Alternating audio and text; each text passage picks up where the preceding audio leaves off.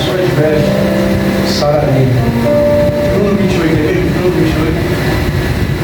Porque ele dizia, se tão somente eu tocar nas suas vestes, se somente eu tocar nas suas vestes, se somente eu tocar nas suas vestes, você está dando glória? Meus irmãos, eu peço a atenção de vocês. Prometo ser bem breve, mas prometo ser fiel naquilo que Deus colocou no meu coração. Eu estava em casa desde ontem, pastor. Eu estava em grupo, tem duas mensagens que eu tenho estudado e pregado. E aquela coisa que eu pregava, vou pregar sobre isso. Eu estava até conversando com a Lídia. Mas hoje o Senhor, pela manhã, eu no trabalho, eu peguei a Bíblia, eu abri Marcos. E vim Marcos, não sei se você percebe, quando eu prego, eu só consigo pregar no Antigo Testamento. A maioria das mensagens que eu prego é no Antigo Testamento. No Novo Testamento, eu até gosto do Novo Testamento, só que eu fico um pouco embolado ali no Novo Testamento. Mas hoje o Senhor me chamou a atenção nesse texto aqui. Esse texto aqui ele vai falar sobre, Marcos 5, ele vai falar sobre alguns acontecidos. E do 21 para baixo, vai falar sobre duas histórias que se cruzam com Jesus. A primeira história que se cruza é dessa mulher. Ou melhor, a primeira história que se cruza a partir do 21 é a história de um homem chamado Jairo. Quem é que conhece essa história? É uma história muito legal, muito interessante de se ler e de se aprofundar. Por quê? Quem era Jairo? O que aconteceu na vida de Jairo nesse momento aqui? A vida de Jairo, ela foi de 100 a 0. De uma hora para outra. Por que isso? Porque Jairo era um homem muito importante para a carne. Só que vai chegar esse momento aqui, dentro da casa de Jairo, tem uma menina. E essa menina está morta. Só que quando Jairo sai para a rua para buscar ajuda, todo mundo olha para Jairo e diz: ali vai um cara importante. Ali vai um cara que tem respeito. Ali vai um cidadão que todo mundo respeita. Todos estão olhando para o Jairo, talvez com um olhar de respeito, porque é um cara bravo. Sendo que a realidade de Jairo nesse momento não é de uma pessoa forte. A realidade de Jairo nesse momento não é de uma pessoa que está por cima da carniça, como diz por aí. A realidade de Jairo nesse momento, Diácono João, é uma realidade de luto. É uma realidade de desespero. Mas só que eu olhando o texto, eu percebi que Jairo, ele não sai para a rua correndo dizendo que a filha dele morreu. Ele não sai para a rua dizendo que a filha dele está morta. Eu não sei como Jairo passeava naquele... Ele andava até ele chegar até Jesus, mas eu quero acreditar que Jairo está passando e as pessoas estão tentando falar com ele, e ele está com o objetivo: eu não posso parar, eu vou chegar onde eu quero.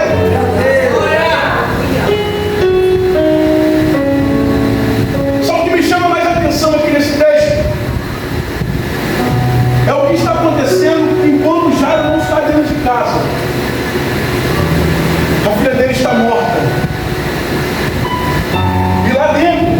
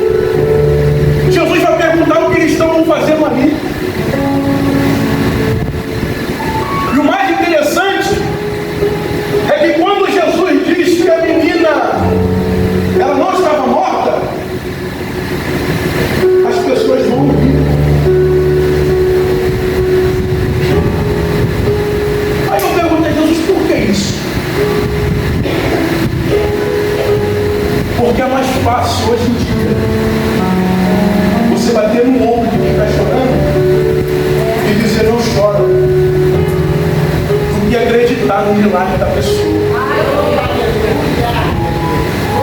É mais fácil eu chegar para você e você está todo destruído, eu dizendo: fica assim, não, eu estou contigo, mas na hora que Deus resolver me curar, colocar eu numa posição no qual eu vejo, não tem como isso acontecer, já morreu. Esse não vai chegar a lugar nenhum, essa é a vida dele. Eu já ouvi aqui de cima desse altar pregadores dizendo que o passado da minha família não vai definir quem eu sou. Isso é pura verdade. Eu não acredito nisso. Eu não acredito que só porque o meu pai era traficante eu vou ser também. Eu não acredito nisso. Ah, mas só que a minha mãe era doida, eu vou ser doida também. Eu não acredito nisso. Sabe por quê? Porque eu conheço um Deus que Ele me escolheu antes mesmo, me deu mais cedo. E Ele já tinha definido quem eu vou ser. E a trajetória que eu passo não vai mudar aquilo que o Senhor preparou para mim. É claro, se eu não me desviar da posição qual Ele me colocou.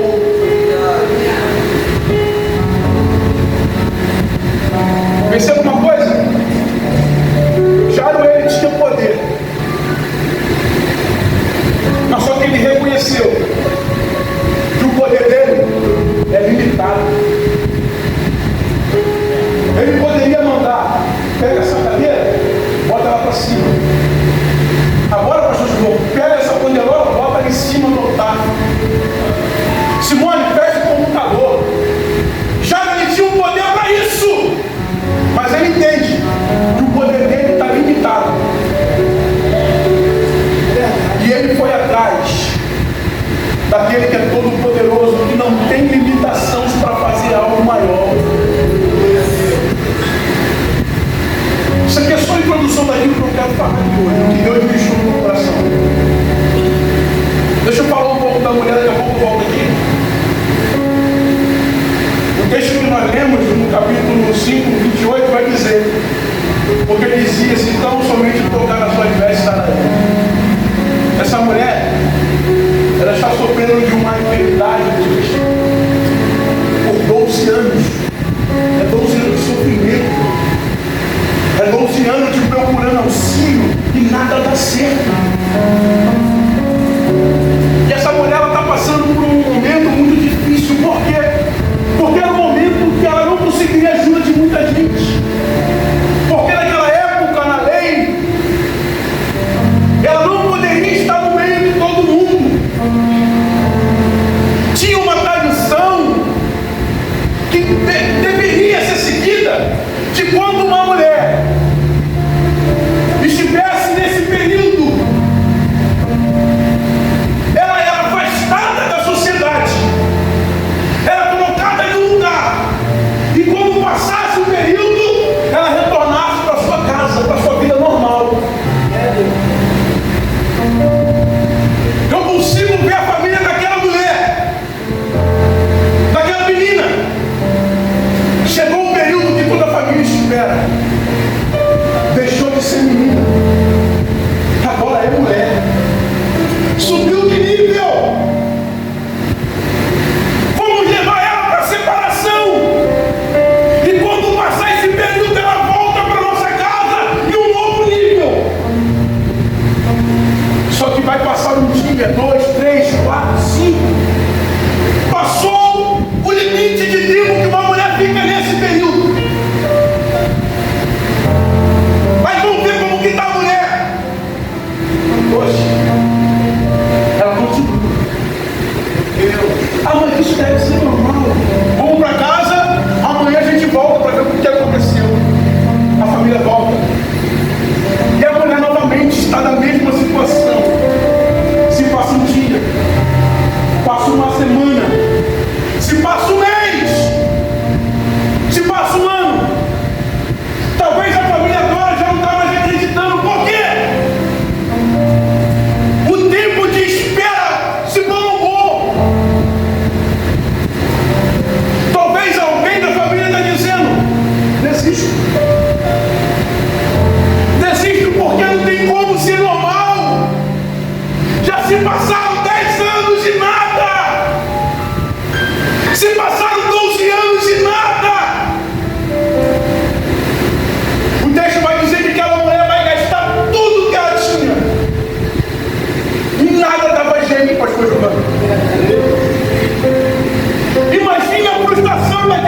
família. Toda vez que ele ia no local onde a mulher estava, quando ele voltava para casa, talvez eu disse: mas cadê a menina?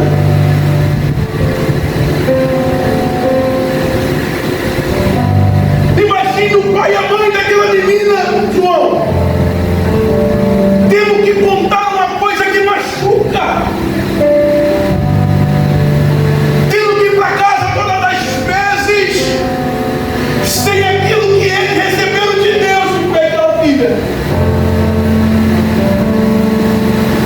Eu falo isso porque eu sei essa dor. A minha filha, um tempo atrás, ela pegou uma infecção no estômago e ela ficou 3 dias no hospital. 2 dias e meio praticamente. Sendo que não podia ficar 2, só ficava 1. Ou eu e minha esposa. Eu falei: fica você, filho, porque é período de amamentação. Eu volto para casa. E eu voltava para casa com o meu coração machucado. Porque eu sabia que a minha filha não estava nos meus cuidados. Imagine esse pai que deixou a filha pensando: daqui uma semana eu volto para buscá-la. Mas já passaram 12 anos e a filha dele continua na mesma situação. Deus.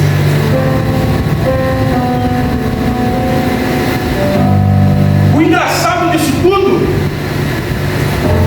é que pelo texto eu consigo entender que aquela família tinha condições, que eles fizeram de tudo mesmo. O texto é bem explícito em dizer que eles gastaram tudo para procurar uma solução para aquela menina. Pegar para nós, a gente não quer deixar ninguém para trás. O pastor Carlos sempre diz isso: ninguém vai ficar para trás. E eu tenho isso no meu coração. Eu não consigo deixar ninguém para trás. Mas imagine agora um pai ou uma mãe que já esperou anos. Não tem mais jeito. Acho melhor a gente seguir a nossa vida. Os familiares talvez estão olhando para aquilo, já nem perguntam mais, já vivem a sua vida normal. Isso acontece no dia de hoje. Quando uma pessoa da nossa família ela está enferma, a gente manda mensagem para saber como ele está todos os dias. Mas depois que a pessoa vem a hora, a gente vai mandar mensagem mais para quê?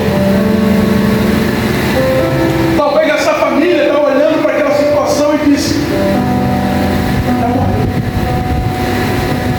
Não tem mais jeito. Vamos continuar a nossa vida, vamos continuar. Vamos seguir a nossa vida, Renato. Isso eu não acho errado na família fazer isso. Porque, infelizmente, a nossa vida tem que continuar. Isso me lembra, sabe de quê? A mulher ela está num lugar onde as pessoas impuras eram colocadas. Onde as pessoas que no olhar da sociedade não tinha mais jeito, era jogada lá. Aí eu me lembro de Lodebar. Você sabe o que significa Lodebar? Lugar de esquecimento, lugar de abandono, lugar onde não serve mais para nada. Quem não servia para nada no olhar da sociedade era colocado lá. Você conhece a história? O presbítero até falou um pouco de Davi aqui. Aí estava isso na minha mente ali. Você lembra de quando Davi lhe pergunta a alguém da linhagem de Jona que eu possa usar com bondade? Assim, há um moço que está lá em Lodebar. E o texto faz questão de dizer, mas ele era aleijado de ambos os pés. Mas não é sobre isso que eu quero falar. O que eu quero falar é de que quando a gente se encontra no lugar onde as pessoas colocam a gente como esquecido, é aí que Deus começa a agir de algo.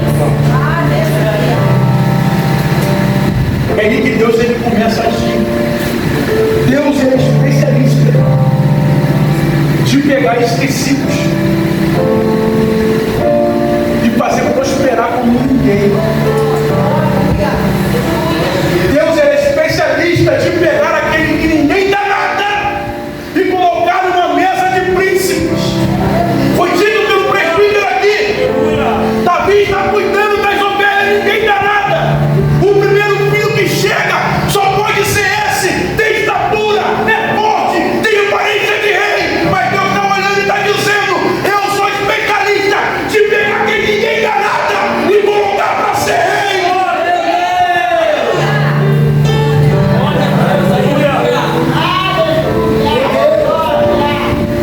Então não se porte, não se perturbe quando alguém olhar para você e dizer que você não é ninguém. Eu peguei isso para minha vida, missionário. Eu não quero ser alguém para você mesmo, não. Eu não quero ser alguém que o pastor julgou mesmo, não. Se você não me considera como ninguém, está tudo bem. Eu vivo a paz com todos. Mas eu tenho um Deus que olhou para mim e disse que em Cristo Jesus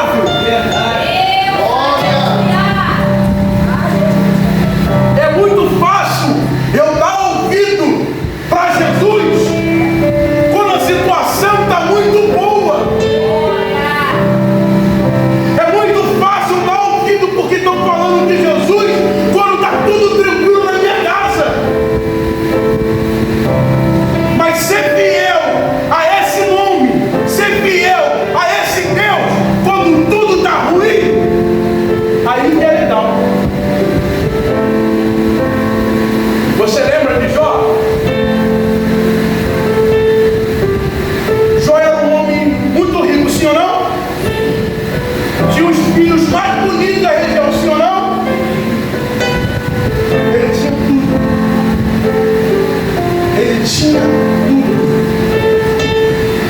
Só que, Raíssa, vai chegar um momento que ele vai ficar sem nada. Só que o mesmo Jó que Deus fala para Satanás é um homem íntegro, temente a Deus e se desvia do mal. Esse mesmo homem, quando está tudo bem, tem essas qualidades. Quando tudo fica ruim,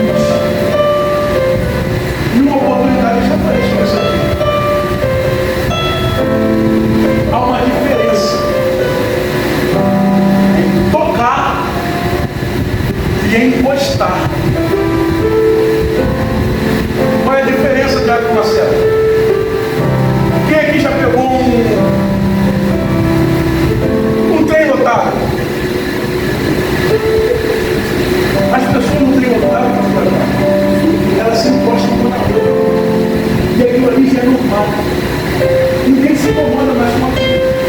Aquilo ali já não chama mais a atenção de ninguém.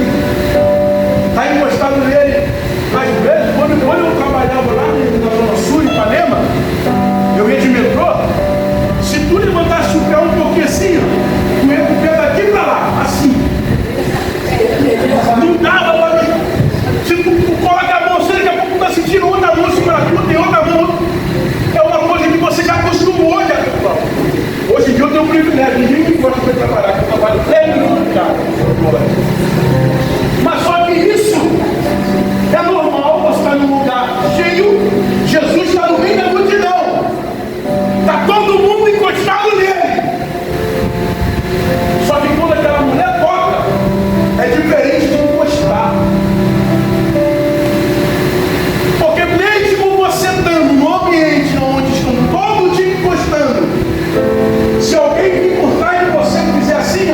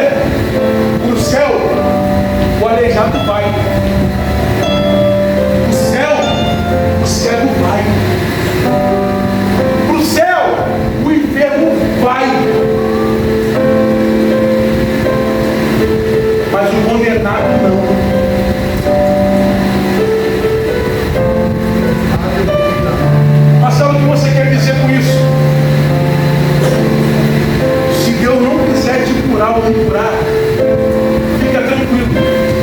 O maior desejo dele é salvar a minha pessoa. Eu não consigo terminar a minha mensagem sem falar que Jesus salva. Eu não consigo pregar nenhuma mensagem, irmão, sem dizer que Jesus é o caminho, a verdade e a vida. É isso que tem faltado nos nossos altares. É mais Jesus. As pessoas, Cláudio, estão indo na igreja porque a igreja tem acontecido milagres.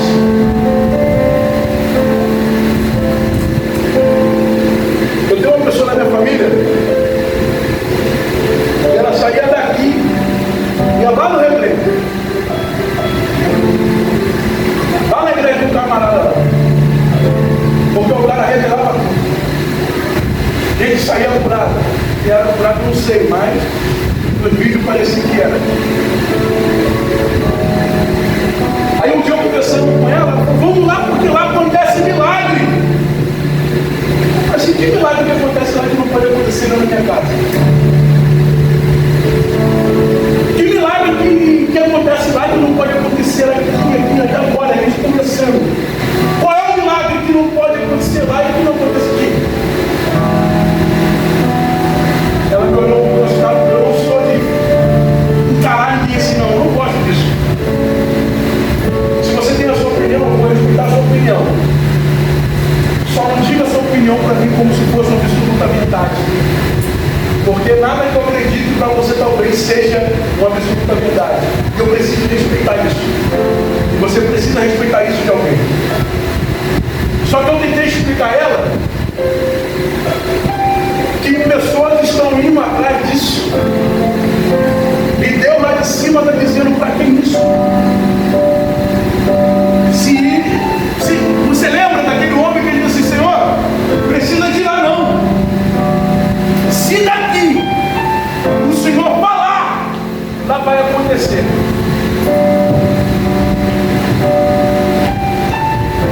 O que basta é só eu acreditar no Jesus que eu estou servindo. Eu acreditar que Ele pode salvar, que Ele pode curar. Você sabe que eu gosto de pular, gritar a mensagem, mas hoje é um jeito que Deus tem falar comigo. É desse jeito. Entenda uma coisa, nós precisamos nos destacar no meio da multidão.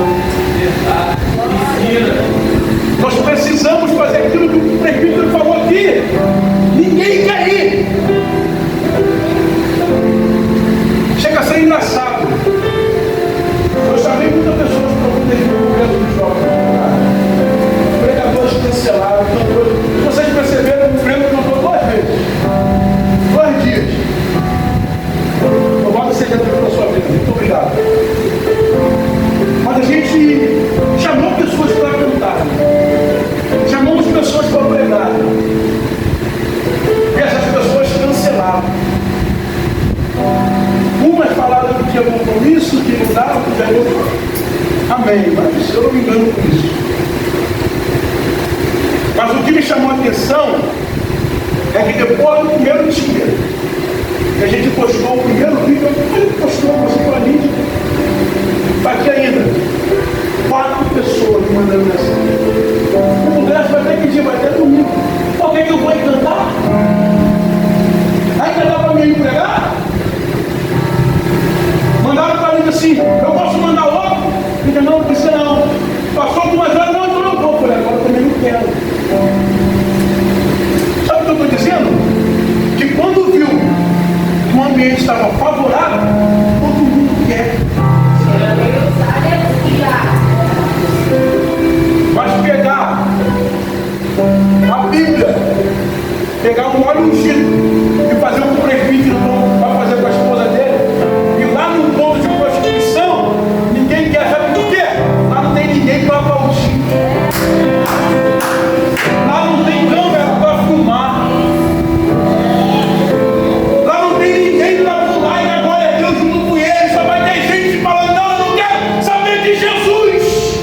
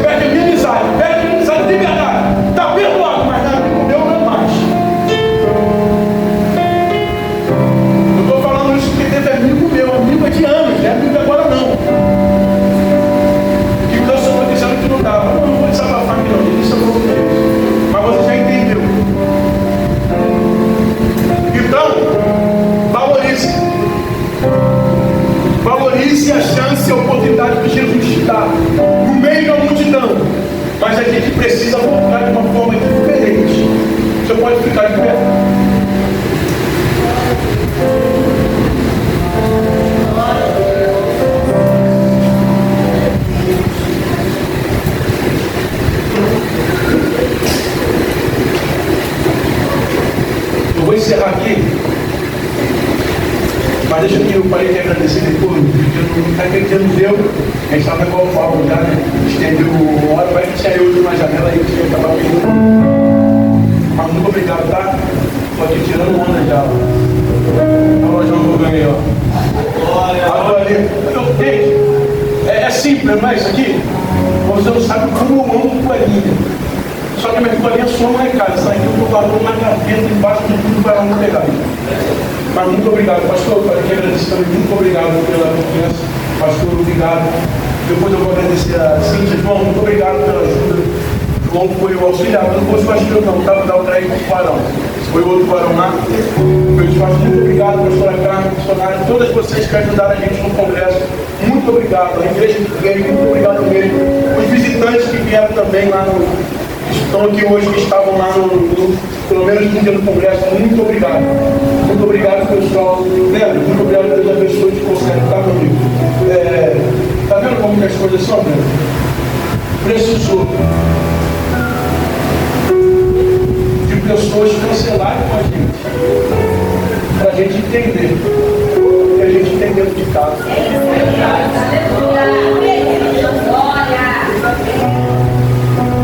Você viu o Miguel tendo oportunidade aqui? Gente, foi sobrenatural o que ele trouxe aqui no domingo. A mensagem que ele trouxe aqui foi algo sobrenatural. Mas ele está pronto para pregar. Não tenho dúvida disso, que daqui a pouquinho ele está pregando aqui. Não tenho dúvidas.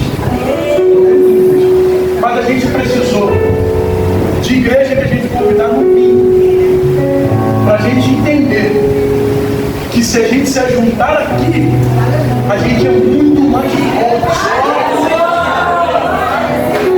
Muito mais forte. Não desmerecemos visitante, não, gente. A gente pode receber visita. Eu sou muito e amo receber visita na minha casa. Mas eu preciso valorizar quem está lá dentro. A honra é da gente aqui. Graças a Deus nós temos líderes que reconhecem isso.